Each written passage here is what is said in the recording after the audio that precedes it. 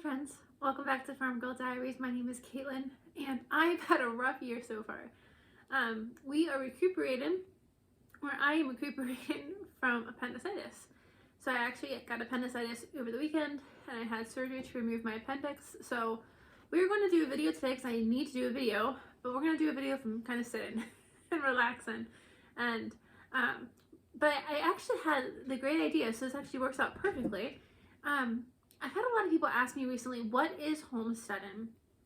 And I kind of keep hearing the same things. Well, I can't homestead where I am, and why would I want to homestead? So I thought we would do a quick video on what is homesteading, the benefits of homesteading, and how you can homestead wherever you are. So I've actually written a couple of articles about homesteading and what homesteading means for me. Homesteading can mean whatever you want it to mean, and it's going to be how you think it fits best with your family. So for me, homesteading is I want everything to be natural and organic. I want to make everything that I possibly can myself. I don't want to buy convenience items at the grocery store, and I'm going to come back to that because I do buy some convenience items for another reason. I want to think more about my health in terms of what I'm putting in my body, both on the food side, but also on the pharmaceutical side. And I want to try to be as intentional with everything on and around me as possible. So my number one thing is I kind of want to be as organic and natural as possible. And I think that's kind of a common theme that I've really seen across the board. I'm seeing thousands and thousands of people are realizing that the food that we consume is just not good for us. It may taste good, but there's so much crap in this food that doesn't need to be there. For instance, when I make my bread has 4 ingredients: flour, sourdough starter, salt, and water, and that's it. If you don't use sourdough starter, you can use yeast. Some people can add oil, you can add butter, like you can add other things to your bread, but at the end of the day, I can get a perfect loaf of delicious bread with 4 ingredients. And that same sourdough bread that I'm going to buy in the grocery store does not have just 4 ingredients. So our food industry has put all of this stuff into our food to preserve it, to make it look like it's supposed to look by adding artificial dyes and colors, to make it last longer, to make it taste more, like if it's supposed to taste like orange, they add orange flavor to make it taste more orange. Like they make it taste like what they think it's supposed to taste like. And in reality, there are so many things that we don't actually know what they're supposed to taste like because we don't know what the real product is. We know what we've been given, but not necessarily what the real product is. So that's my first thing. I want to go as natural and organic as possible. So when I started my whole homesteading journey, that was what I decided. I decided on a couple of things I was going to stop buying at the grocery store and I'm just going to start making for myself. So that's one of the things, that's one of my rules on my homestead. So things like bread, mayonnaise, tortillas, dressings for a very long time I didn't buy, I made myself. I make as much as I can myself. So that kind of dives into point 2, is I try to make everything I can in my house on my homestead. So I've really actually been craving biscuits lately. I've been in the biscuit making zone for a couple of months now. I make biscuits every couple of weeks, and I found this perfect recipe that I love. I get perfect biscuits every single time. I recently just had my appendix removed, and so the day I came home from the hospital, I wanted biscuits, and I don't keep like the Grand's biscuit containers in my house. I always make them from scratch. So I kind of was going back and forth, like, make the biscuits, don't make the biscuits, make the biscuits, don't make the biscuits. I eventually decided not to make the biscuits because I just had surgery and making biscuits was not on my table. It was not one of the things I should be doing after having surgery. So I ended up buying a tube of Grand's biscuits because I still had this hankering for biscuits. So I bought this tube of these Grand biscuits and I made them. And they're awful compared to my biscuits. Like, I'm not trying to pat myself in the back or say how good I am, but like there is nothing that beats a homemade biscuit. And so these were doable. They got me kind of over the craving that I have until I'm able to make my biscuits again. But they're definitely not what I'm used to, and they're definitely not even any good. So that's kind of another reason for why I like making everything on my homestead as much as possible. It's just downright better. I know the ingredients that are going into it, and it's just better.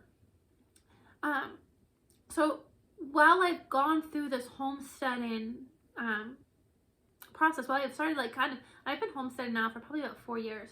While I've kind of gone down this homesteading process, I've learned to cook from scratch. I've learned to find those organic and natural ingredients, but I've also saved a ton of money on my grocery store bill. Instead of buying, the jalapeno poppers and the onion rings and the bread and the mayonnaise at the grocery store, I'm buying the ingredients to make all those things.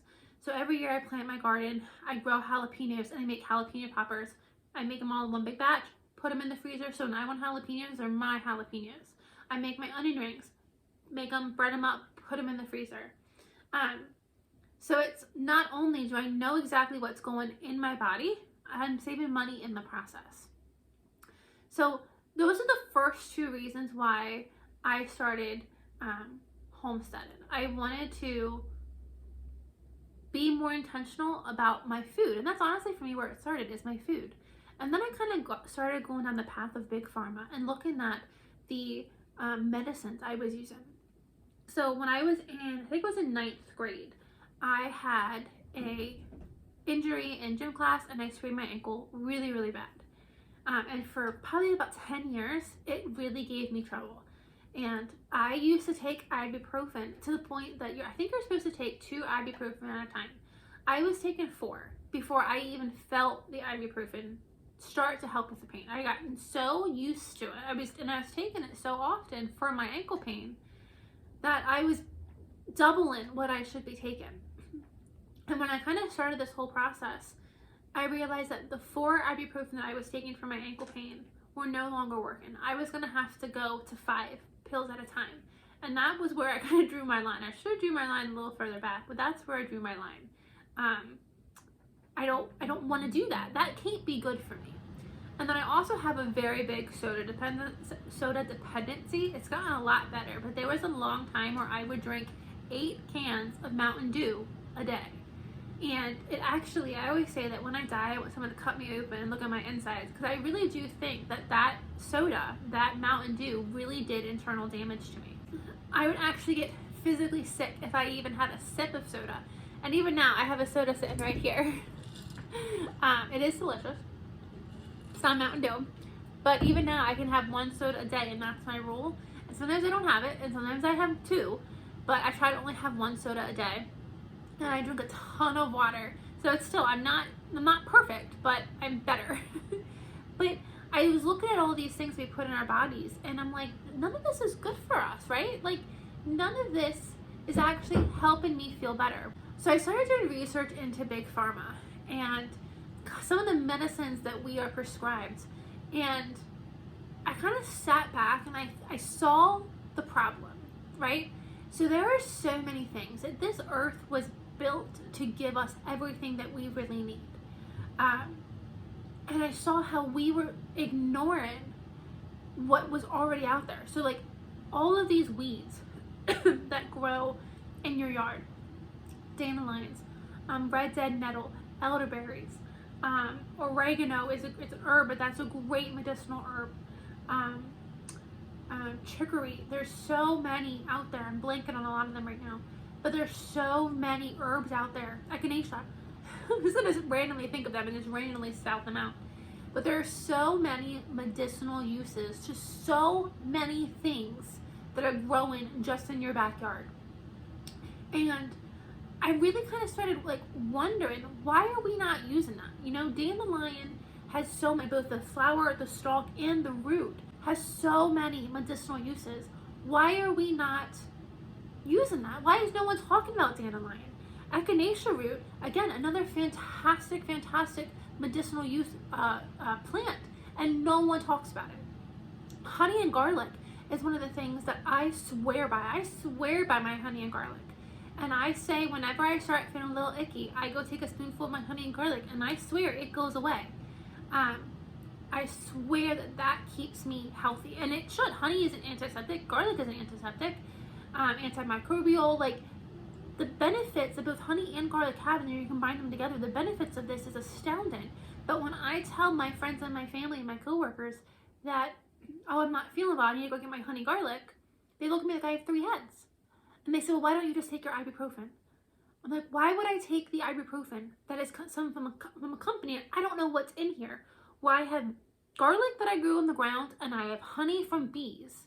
Like, that is going to make me feel better versus this ibuprofen, which may, but we have no idea what this is. So kind of when I started going down that rabbit hole, I started seeing just how many things we could do for ourselves that would kind of cut out, you know, big pharma, Bath and Body Works, you know, all of that stuff that helps us feel better, smell good, be clean. You know, we could do all these things on our own and cut out so many chemicals. So I think let's go back to kind of the big picture here. What is a homestead? And that's where I think you need to identify what you want your homestead to be. Is your homestead somewhere where you grow your food and you cook from scratch as much as possible? Then that's your homestead. Is your homestead where you try to figure out more natural medical fixes? Is that your homestead? Is your homestead where you raise meat and grow your own food? Figure out what that means to you. What is your goal? What do you want to do? And you can start somewhere. Like, again, I never thought I would be on the medicinal side of things. And I have a big cupboard in my basement full of dried herbs and plants for all my medical uses. And that's still something I've barely dipped a toe in. I'm so excited about it. But that's something I'm really overwhelmed at. So I've barely dipped a toe into that. But even still, I have a big cabinet full of these herbs and these plants. But I think that's the first thing that you have to figure out, and figure out what your goal is. So I think that brings in the third question of why homestead. You know, I talked about why I homestead, but let's talk about some of the broader reasons for the purpose of homesteading. So homesteading used to be just the way of life, right? There didn't used to be grocery stores. You didn't used to be able to just get in a vehicle and drive somewhere and pick up dinner.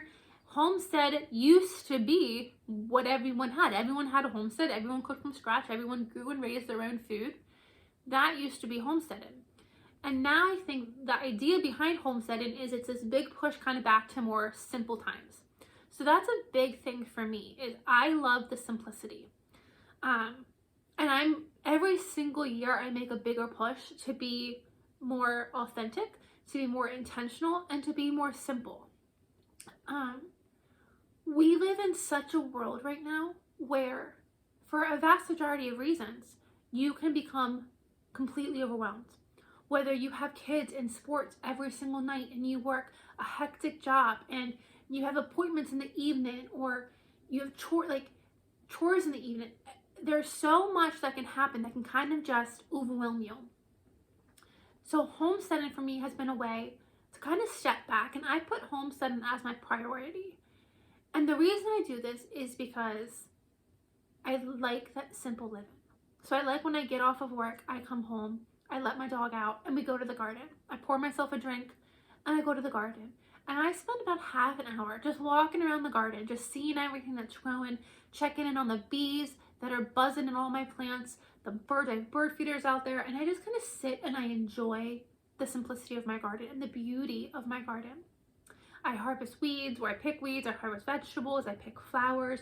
I come in, I arrange my flowers. During summertime, I arrange flower bouquets nightly. And there's something so peaceful about that for me. I turn off the technology.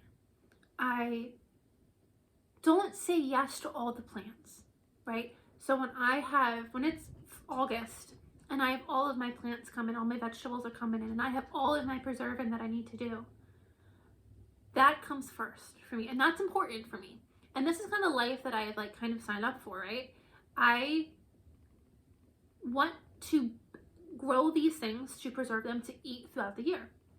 So if I have bucket loads of tomatoes coming in and I get invited on a weekend away, I'm not going on that weekend away because I need to stay home and I need to mess with my tomatoes. And there's pros and cons to that, obviously. The weekend away would probably be a really good time. But at the same time, I like my homestead. I like my little life in my yard, in my little, it's not a farm yet, but one day it'll be. I like the simplicity of it. So while it might be fun to go out and about every now and then and have these little trips and stuff like that, the homestead chores come first, and that's what I prioritize because I enjoy it. It's simple living. It's just what I enjoy. So that could be one of the reasons why you homestead. You're just kind of looking to go back to simpler times. And maybe you don't do anything else. Maybe all you do is grow a vegetable garden or a flower garden. And that could be enough to give yourself that quality time. To give yourself, you know, there is nothing more relaxing, and I swear this, up and down, there is nothing more relaxing than on a summer evening picking flowers or harvesting vegetables. There is nothing more relaxing than your hard work paying off. And the number of times I've sat in the garden and the sun has gone down while I'm sitting in the garden, it's just magical. It's just magical. So homestead could be something that simple, where you're not even looking to preserve or can or have food security. You're looking just kind of for that simple living. You just kind of want to take a step back and go back to kind of modern, or to not modern times, to older times, where you kind of cook fresh from the garden. Homesteading could be that food security. I'm not gonna lie that I'm nervous about everything that's going on in the world right now, and I'm definitely putting a big focus on food security. So homesteading can absolutely be that desire to put food away so that you have it if you need it in the future. I know there are gardeners out there and canners out there that their main goal is that purpose. They freeze it and they can it, and they honestly don't really want to touch it. They kind of want to leave it in case something happens. Like when COVID happened and the shelves were empty, they were able to fall back on their resources. So that could be, you know, the idea of food security could be one way to do it. It could be a way that you want to cut your grocery bill.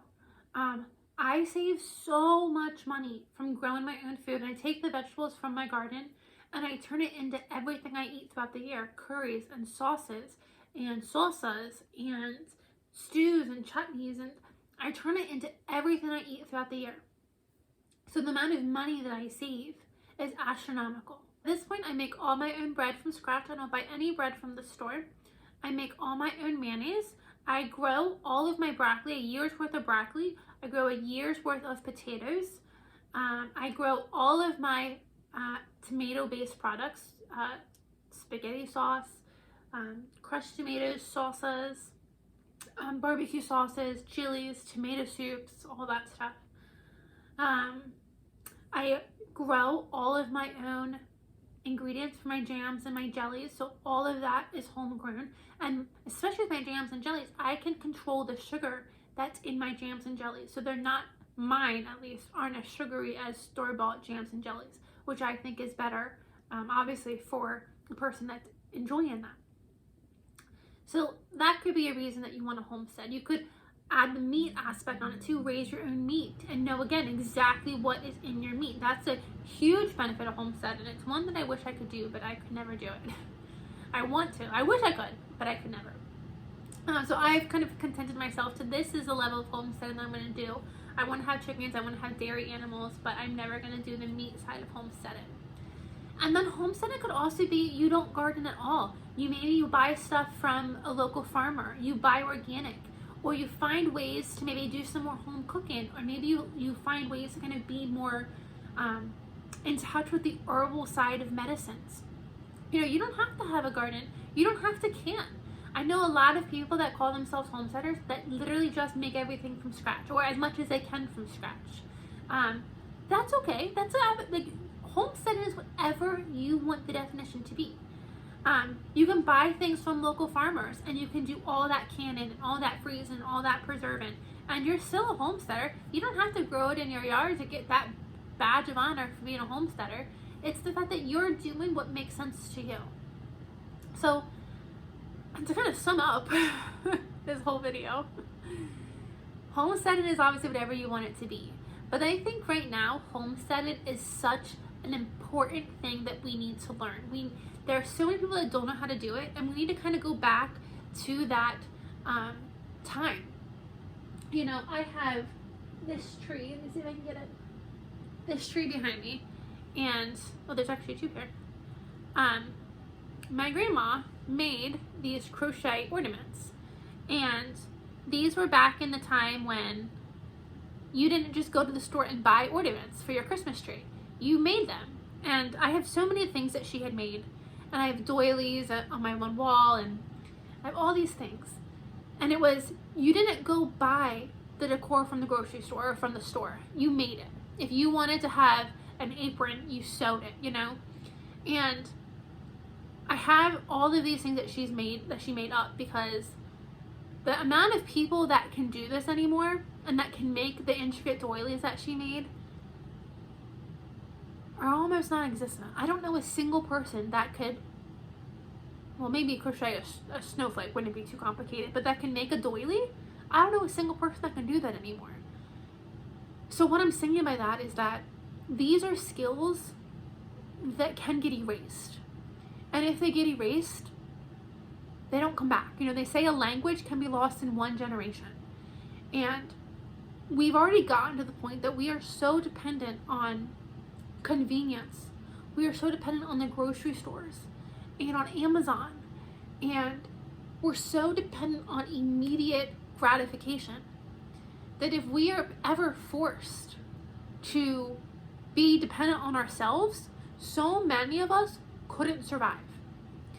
And that scares me for numerous reasons. But there's a whole other side of it too that I think we need to start focusing on.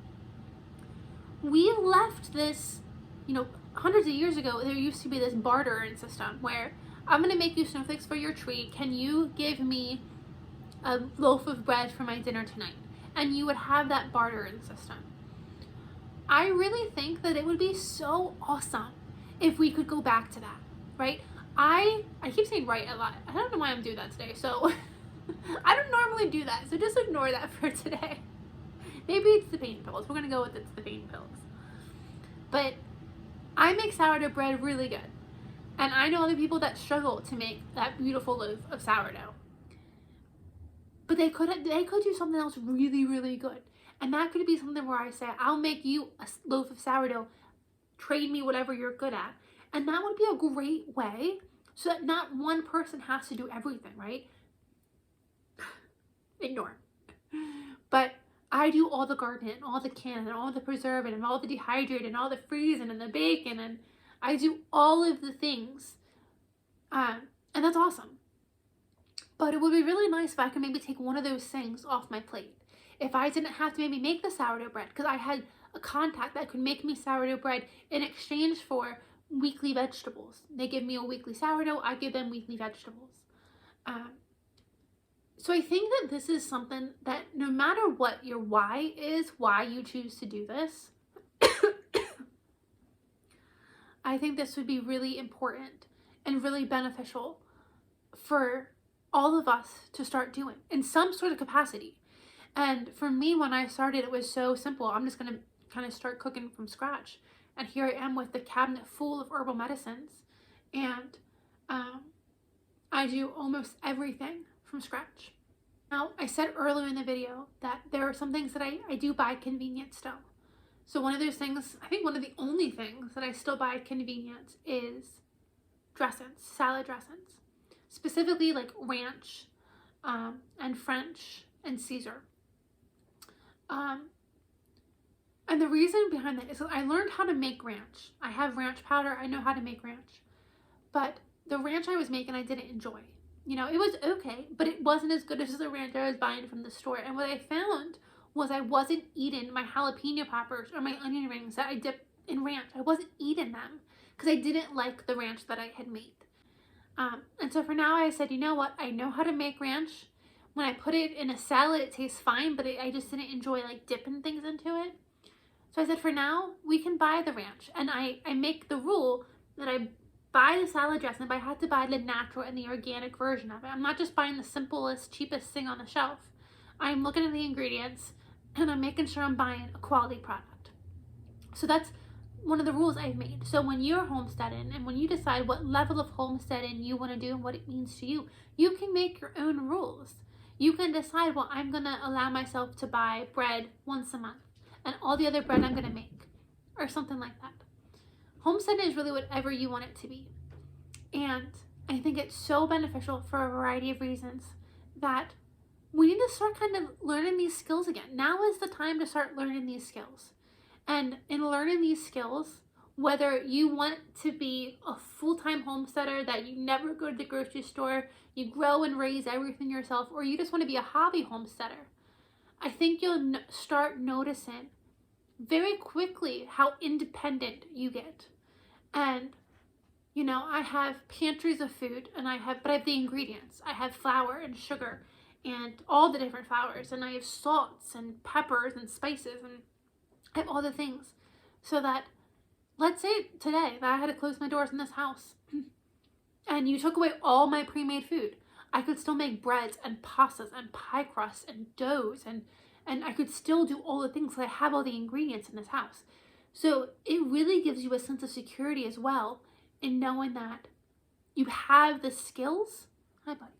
You have the skills to be fully independent, that you don't need to rely on the grocery store or your paycheck anymore. And when you realize you're independent and you don't need these convenience items, but you may choose them from time to time, it's such a great feeling. Such a great feeling to know that you've kind of broken the mold and you've kind of taken steps to regain what has been lost. So I challenge you, what does homesteading mean to you? And is there a way that you can incorporate some sort of homesteading into your life?